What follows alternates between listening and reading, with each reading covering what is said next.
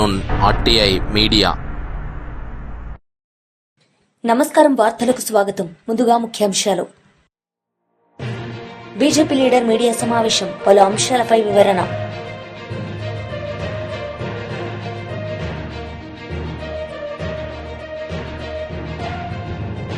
రాష్ట్ర అధికార ప్రతినిధి జూపూడి ప్రభాకర్ రావు ప్రెస్ మీట్, పలు అంశాలపై వివరణ. మాజీ MLA Kethireddy Venkatramireddy press meet నిర్వహించారు. ఈ సందర్భంగా పలు అంశాలపై ఆయన మాట్లాడారు.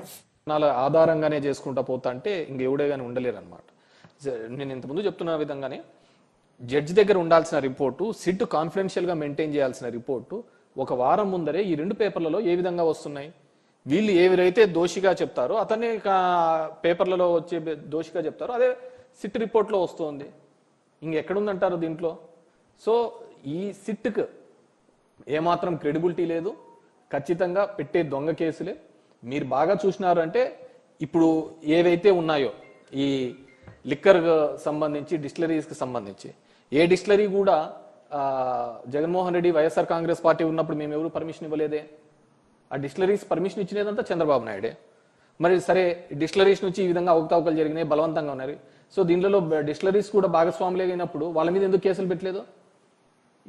ఈ మందు సరఫరా చేసిన ఆల్ ది డిస్టిలరీస్ వీళ్ళ మీద ఎందుకు కేసు పెట్టడం లేదు? సో దీన్ని ఏదో విధంగా ఎస్టాబ్లిష్ చేయాలని కొంతమంది ఆఫీసర్లను బెదిరించి వాళ్ళని అప్రూవల్ అని ఏదేదో కథనాలు చూస్తున్నాం. డెఫినెట్గా చట్టం ముందు ఉండేది, ఆ చట్టానికి అనుకూలంగా చట్టం ముందర నిలబెట్టి ఖచ్చితంగా మేము ఫైట్ చేస్తాము. ఖచ్చితంగా నిర్దోషులుగా ఈ కేసులోంచి అందరూ బయటకు వస్తారు.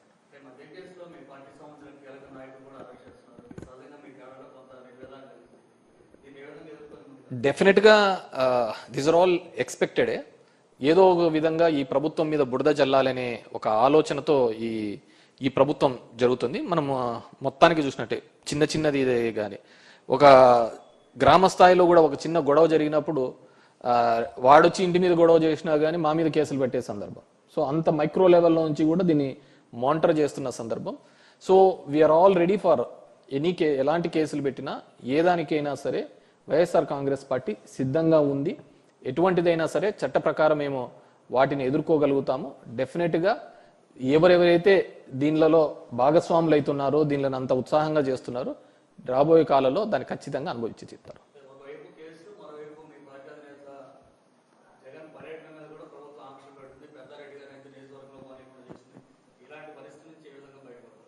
డెఫినెట్గా వీఆర్ ఫైటింగ్ కదా. మా చిన్నాన్న కూడా ఫైట్ చేస్తున్నాడు, వెళ్తున్నాడు.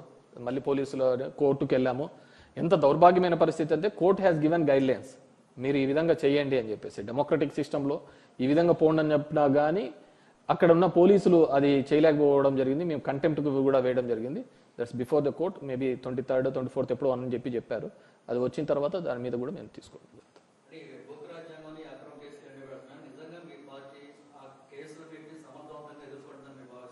డెఫినెట్గా వీఆర్ ఫైటింగ్ ఫర్ ద ఏ కేసుకైనా భయపడుతున్నాం కదా. మీరు సింపుల్, మీరెంత అనగదొక్కాలని చూస్తూ ఉంటే ప్రతిపక్ష పార్టీలను అనగదొక్కాలని చెప్పేసి ఈరోజు కూటమి ప్రభుత్వం చేస్తే దానికి మూడింతలుగా మేము బౌన్స్ బ్యాక్ అవుతున్నాం. ఈరోజు జగన్మోహన్ రెడ్డి గారికి వెళ్తే వచ్చే జనాలే, ఆ క్రౌడే దానికి నిదర్శనం. దీంట్లో ఎటువంటిది లేదు. ఈరోజు చూసినారు అంటే జనాలు ప్రతి సందర్భంలో కూడా రైతు అనే వ్యక్తి గిట్టుబాటు ధర లేక ఇబ్బంది పడుతున్నాడు. మాకు ఎప్పుడు ఉండేది ఇదే, వర్షాకాలంలో రావాల్సిన వానలు ఎండాకాలంలో వచ్చినాయి. రైతులు పరిస్థితి చూస్తే చూడు, ఒక రైతు ఇబ్బంది పడుతున్నాడని పరిస్థితి ఉంటే ఈరోజు నిన్న చూసినారంటే 600 రూపాయలు ఒక టికెట్ రేట్ పెంచి ఇచ్చిన సందర్భం చూస్తున్నాం. అదే 600 రూపాయలు లేకుంటే రైతు గిట్టుబాటు ధర మీద వీళ్ళు ఆలోచించవచ్చు కదా. కానీ ఏ పార్టీ కూడా జనం కోసము, ప్రజల కోసం ఆలోచిస్తున్న పరిస్థితి ఈరోజు పాలకపక్షం చూడటం లేదు, కూటమి చూడటం లేదు. డెఫినెట్గా వాళ్ళు బాగా జడ్జి చేయగలుగుతారు ఎవరిని ఏ విధంగా చేయాలని. డెఫినెట్గా రాబోయే కాలంలో వాళ్ళందరి మీద కూడా ప్రజలు ఒక తీర్పుని ఇవ్వబోతున్నారు.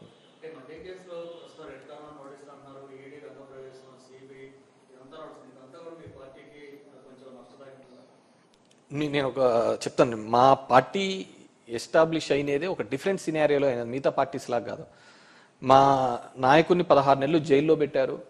ఆస్తులు అప్పుడు కూడా ఈడీను, సిబిఐ, సోనియా గాంధీ గారు సీజ్ చేశారు. మీ బౌన్స్ బ్యాక్ కదా, ఎన్నికి రిటర్న్ అయినాం కదా.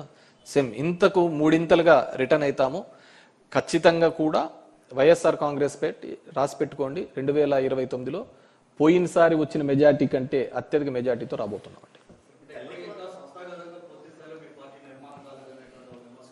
సంస్థాగతంగా నిర్మాణం కాకపోవడానికంటూ ఏంది నాకు అర్థం కావటం లేదు. ఇప్పుడు సంస్థాగతంగా లోకల్ బాడీస్లలో చూస్తారంటే సంస్థాగత నిర్మాణమైనాం కాబట్టి మేము పోటీ చేసి అన్ని గెలవడం జరిగింది. సంస్థాగతంగా 40 ఏళ్ల చరిత్ర ఉన్న తెలుగుదేశం పార్టీ మన లోకల్ బాడీస్లలో ఫ్రీ హ్యాండ్ ఇచ్చినా కూడా పోటీ చేయలేని పరిస్థితి, అంతటి దౌర్భాగ్యమైన పరిస్థితి. మేము గెలిచిన వాళ్ళని బీక్కొని మళ్ళీ వాళ్ళు సంబరపడుతున్న పరిస్థితి.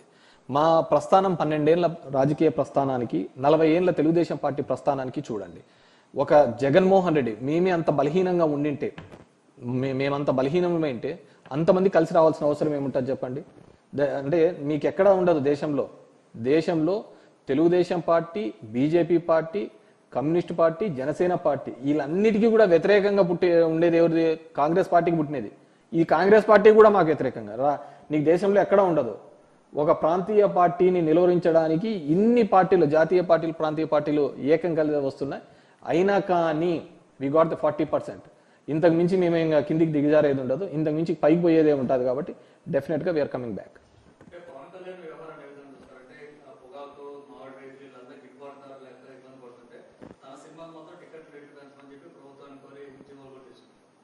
పవన్ కళ్యాణ్ తన మీటింగ్స్ లోనే చెప్పాడు, హీఈస్ నాట్ అడ్మినిస్ట్రేటర్, నేను పాలన చేయలేను, పాలనకు పనికిరాను, నేను ఏదన్నా ఉంటే గలాటలు చేయడానికి, పోరాడడానికి మాత్రమే పనికొస్తానని చెప్పేసి చెప్పడం జరిగింది. అతన్ని ఒక టూల్ గా, ఒక ఆయుధంగా మాత్రమే తెలుగుదేశం పార్టీ వాడుకోవడం జరిగింది. సో అడ్మినిస్ట్రేషన్ లో అతనే చెప్పడం జరిగింది తన రోల్ ఏమీ లేదు అని, ఏదన్నా కానీ పోరాటాలు దానికే అని చెప్పేసి. సో తన గొంతును, తనకున్న ఆ సినిమాకున్న క్రేజ్ మాత్రమే తెలుగుదేశం పార్టీ వాడుకొని ఆ రోజు సక్సెస్ కావడం జరిగింది. ఈ రోజు పవర్ లో ఉన్నాడు కాబట్టి తెలుగుదేశం పవన్ కళ్యాణ్ యొక్క బలం, బలహీనత కూడా వాళ్ళ నమ్ముకున్న ఫ్యాన్స్ కి, వాళ్ళందరికీ కూడా అర్థమైంది. కాబట్టి డెఫినెట్ గా he's going to be zero. ఇలా చాలా మంది అన్నారు, వచ్చాము, డెఫినెట్ గా కూడా రేపు కూడా రాబోతున్నాం. బీఆర్ఎస్ పార్టీ లీడర్ మీడియా సమావేశం నిర్వహించారు. ఈ సందర్భంగా పలు అంశాలపై ఆయన మాట్లాడారు. 15 టీఎంసీలు అని చెప్పి, చెన్నైకి నీళ్ల కోసం అని చెప్పి, తాగునీరు కోసం అని చెప్పి దాన్ని 20 టీఎంసీలు చేసి ఈరోజు ఆ కాలువ మీదకి తీసుకుపోయేటువంటి నీళ్లని అక్రమ ప్రాజెక్టులు అవతల దాదాపు వేటికి పర్మిషన్స్ లేవు. 350 టీఎంసీల కెపాసిటీ కలిగిన రిజర్వాయర్లు కట్టుకున్నారు. ఇప్పుడు గోదావరి నదిలో మిగులు తగులు జలాలు లేవు, ఆల్ వాటర్స్ మాత్రమే ఉంటాయి. కృష్ణా నదిలో ఉంటాయి మిగులు జలాల కాన్సెప్ట్. కానీ గోదావరి నదిలో మా పోలవరంకి వచ్చినాక వాడుకుంటే మీకే నష్టం అనేటువంటి ఒక నమ్మబలికేటువంటి, ఒక కన్ఫ్యూజ్ చేసేటువంటి మాట చెప్పి ఆ పోలవరం నుంచి బై గ్రావిటీ ప్రకాశం బ్యారేజ్ తీసుకుపోయి మళ్ళా రివర్స్ పంపింగ్ ద్వారా వెనకకు తీసుకొచ్చుకొని బనకచెర్ల హెడ్ రెగ్యులేటర్కి లింకు చేయడం ద్వారా ఆ 350 టీఎంసీ అక్రమ ప్రాజెక్టులు ఏవైతున్నాయో రిజర్వాయర్లు వాటిని నింపుకునే కుట్ర జరుగుతూ ఉన్నది. ఈ ప్రాజెక్టు ప్రతిపాదనలు పంపితే కేంద్ర ప్రభుత్వ ప్రాధికారిక సంస్థలు 5 తిరస్కరించినాయి, నిర్ద్వందంగా తిరస్కరించినాయి. కేంద్ర ప్రభుత్వ ప్రాధికారిక సంస్థలే వీరికి పర్మిషన్స్ ఉండవు, ఆర్డియాలజికల్ పర్మిషన్స్ కానివ్వండి, ఎన్విరాన్మెంటల్ పర్మిషన్స్ కానివ్వండి. ఈవెన్ పోలవరం డిపిఆర్ లో కూడా ఈ 200 టీఎంసీలు ఎక్కడ కూడా మెన్షన్ చేయలేదు కాబట్టి ఇది రిజెక్ట్ చేస్తామని రాశారు. అయినా మొన్న కేంద్ర మంత్రి కూర్చొని మరి ఇద్దరు ముఖ్యమంత్రులను పిలిచి మాట్లాడినట్టనే మనం ఆ కుట్ర అర్థం చేసుకోవచ్చు. అలా గురువుకు దారాదత్తదం చేయడం కోసం రేవంత్ రెడ్డి చేసినటువంటి కుట్రను తెలంగాణ ప్రజలకు అర్థమయ్యే విధంగా కుండబద్దలు కొట్టినట్టుగా నిజస్వరూపాలను బయటికి వెలికి తీయాల్సినటువంటి బాధ్యత విద్యార్థి నాయకత్వానికి ఉంది. కాబట్టే విద్యార్థులందరినీ కూడా ఆ విధంగా సమాయత్తం చేసి ఎల్లుండి జరిగేటువంటి సదస్సు ద్వారా అన్ని విషయాలను కూలంకషంగా చర్చించి ఎందుకు మనకు నిజమైనటువంటి అన్యాయం జరుగుతుంది గోదావరి మీద ఒకవేళ వాళ్ళు తీసుకపోతే 200 టీఎంసీల కెపాసిటీ అన్నటువంటి పోలవరంని ఇప్పుడు ఈ 200 టీఎంసీలు తోడకపోతాం మాకు అవకాశం ఇవ్వని చెప్పేసి 400 టీఎంసీ కెపాసిటీ లాగా చూపించి మేము ఎన్నికలు తీసుకుపోతాం అనేటువంటి ఒక కుట్ర జరుగుతున్నది. అంటే అది అక్రమమైన సక్రమమైన రేపు గోదావరి మీద ట్రిబ్యునల్ ఏర్పాటు కాగానే ముందు అక్కడ ఆల్రెడీ 200 టీఎంసీలకు సంబంధించినటువంటి ఏర్పాట్లు అయిపోయినాయి కాబట్టి ఆ 200 టీఎంసీలు ఆంధ్ర కేటాయించని చెప్పేసి ట్రిబ్యునల్ కేటాయించే అవకాశం ఉంటుంది. అప్పుడు శాశ్వతంగా వాళ్ళకి హక్కుదారులు అవుతారు. అట్లా జరగొద్దు కాబట్టి దాన్ని మనం వ్యతిరేకిస్తున్నాం. మంత్రులు మాట్లాడతలేరు, ముఖ్యమంత్రికి అయితే చదివే రాదు. బనకచెర్ల ప్రాజెక్టు, బనకచెర్ల నిర్మాణాన్ని ఆపుతామంటారు. బనకచెర్ల ప్రాజెక్టు కాదురా నాయన, అది నిర్మాణం కాదురా నాయన. పోతిరెడ్డిపాడు మీద 18 కిలోమీటర్ల తర్వాత ఒక హెడ్ రెగ్యులేటర్ అంతే. ఈ గోదావరి నది తీసుకుపోయి దానికి లింకు చేస్తారు. ఎందుకంటే తెలియదు కాబట్టి అది ప్రాజెక్ట్ అనుకుని మేము ఆపి తీరుతాం అని మాట్లాడుతాం.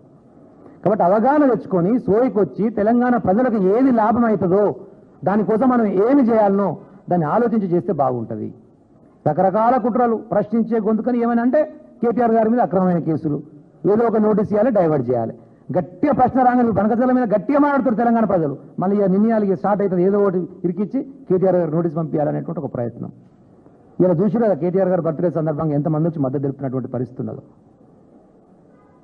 ఎన్ని కుట్రలు చేసి మీరు అణిచివేసే ప్రయత్నం చేస్తా అన్నా విద్యార్థి నాయకత్వం కానీ మా అధినాయకత్వం కానీ భయపడడానికి ఎవరు కూడా సిద్ధంగా లేరు. మీ తాటాకు చెప్పులకు ఎవరు భయపడరు.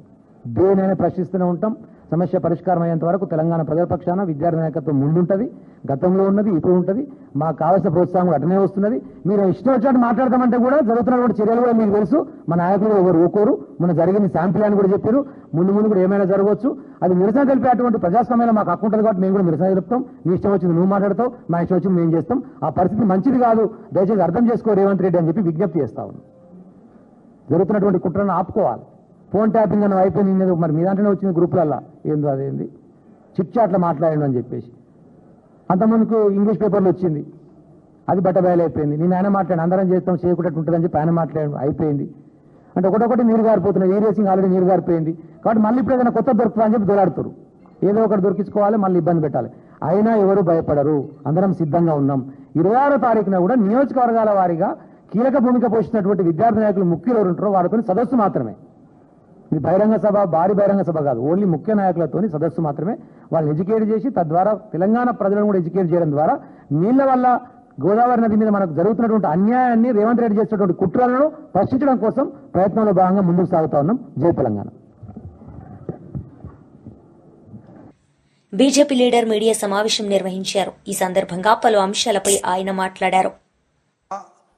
వెళ్తున్న విషయం తెలుసుకొని లక్షలాది మంది వస్తున్నటువంటి నేపథ్యం, దీన్ని ప్రభుత్వం కంట్రోల్ చేయాలని నిర్బంధాల మధ్య జగన్ యాత్రలు సాగటానికి వీలు లేదని భయభ్రాంతులను చేస్తున్న నేపథ్యంలో ఎన్నికల సమయంలో మీరు ఇచ్చినటువంటి వాగ్దానాలని నెరవేర్చండి.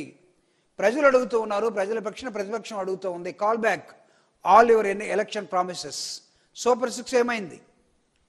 లేకపోతే మీరు ఇచ్చినటువంటి అదర్ వాగ్దానాలు ఏమైనాయి?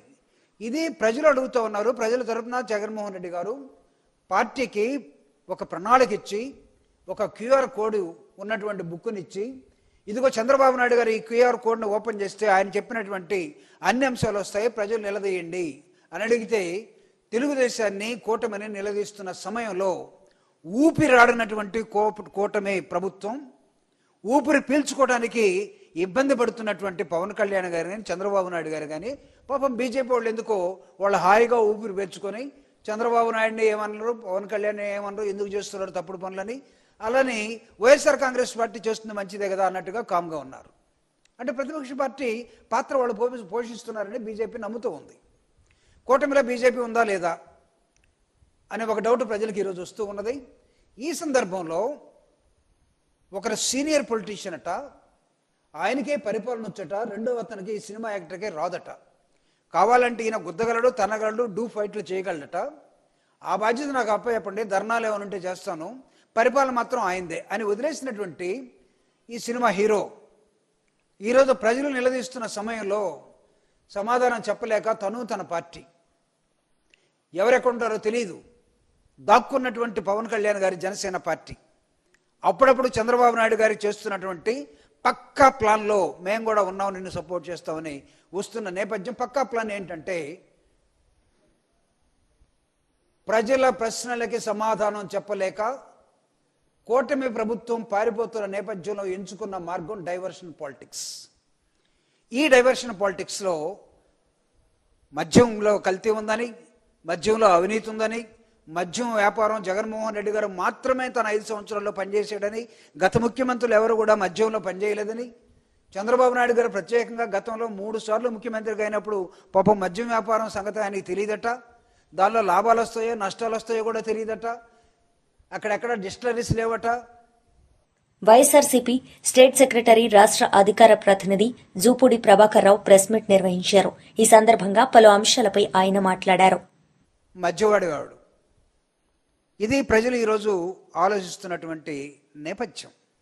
అందుకే ఎక్కడైనా ఈ రాష్ట్రంలో ఏదైనా జరిగితే ప్రజల తరపున ప్రతిపక్ష నాయకుడుగా జగన్మోహన్ రెడ్డి గారు ప్రజల్లోకి వెళ్తున్నటువంటి విషయం, ఎన్ని నిర్బంధాలున్నా ప్రజలు ఆయన వెళ్తున్న విషయం తెలుసుకొని లక్షలాది మంది వస్తున్నటువంటి నేపథ్యం. దీన్ని ప్రభుత్వం కంట్రోల్ చేయాలని, నిర్బంధాల మధ్య జగన్ యాత్రలు సాగటానికి వీలు లేదని భయభ్రాంతులను చేస్తున్న నేపథ్యంలో ఎన్నికల సమయంలో మీరు ఇచ్చినటువంటి వాగ్దానాలని నెరవేర్చండి. ప్రజలు అడుగుతూ ఉన్నారు, ప్రజల పక్షాన ప్రతిపక్షం అడుగుతూ ఉంది. Call back all your election promises. Super 6 ఏమైంది? లేకపోతే మీరు ఇచ్చినటువంటి అదర్ వాగ్దానాలు ఏమైనాయి?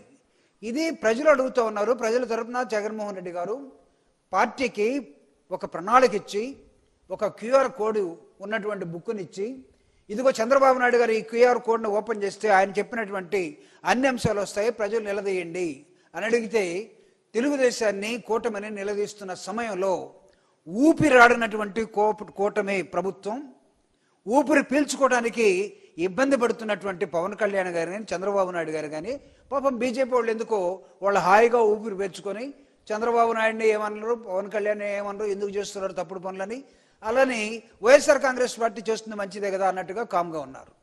అంటే ప్రతిపక్ష పార్టీ పాత్ర వాళ్ళు పోషిస్తున్నారని బీజేపీ నమ్ముతూ ఉంది. కూటమిలో బీజేపీ ఉందా లేదా అనే ఒక డౌట్ ప్రజలకు ఈరోజు వస్తూ ఉన్నది. ఈ సందర్భంలో ఒకరు సీనియర్ పొలిటీషియన్ అట, ఆయనకే పరిపాలన వచ్చట, రెండో అతనికి ఈ సినిమా యాక్టర్కే రాదట. కావాలంటే ఈయన గుద్దగలడు, తనగలడు, డూ ఫైట్లు చేయగలడట. ఆ బాధ్యత నాకు అప్పచెప్పండి, ధర్నాలు ఏమైనా ఉంటే చేస్తాను, పరిపాలన మాత్రం ఆయనదే అని వదిలేసినటువంటి ఈ సినిమా హీరో ఈరోజు ప్రజలు నిలదీస్తున్న సమయంలో సమాధానం చెప్పలేక తన పార్టీ ఎవరెక్కడుంటారో తెలియదు దాక్కున్నటువంటి పవన్ కళ్యాణ్ గారి జనసేన పార్టీ అప్పుడప్పుడు చంద్రబాబు నాయుడు గారికి చేస్తున్నటువంటి పక్కా ప్లాన్లో మేము కూడా ఉన్నాం, నిన్ను సపోర్ట్ చేస్తామని వస్తున్న నేపథ్యం. పక్కా ప్లాన్ ఏంటంటే ప్రజల ప్రశ్నలకి సమాధానం చెప్పలేక కూటమి ప్రభుత్వం పారిపోతున్న నేపథ్యంలో ఎంచుకున్న మార్గం డైవర్షన్ పాలిటిక్స్. ఈ డైవర్షన్ పాలిటిక్స్లో మద్యంలో కల్తీ ఉందని, మద్యంలో అవినీతి ఉందని, మద్యం వ్యాపారం జగన్మోహన్ రెడ్డి గారు మాత్రమే తన 5 సంవత్సరాల్లో పనిచేసాడని, గత ముఖ్యమంత్రులు ఎవరు కూడా మద్యంలో పనిచేయలేదని, చంద్రబాబు నాయుడు గారు ప్రత్యేకంగా గతంలో వార్తలు ముగించే ముందు ముఖ్యాంశాలు మరోసారి. బీజేపీ లీడర్ మీడియా సమావేశం, పలు అంశాలపై వివరణ.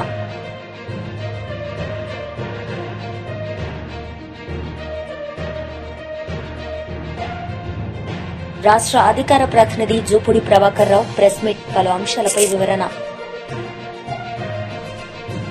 ఈ వార్తలు ఇంతటితో సమాప్తం. తిరిగి ప్రసారమయ్యే వార్తల్లో మళ్లీ కలుద్దాం. అంతవరకు సెలవు. నమస్తే.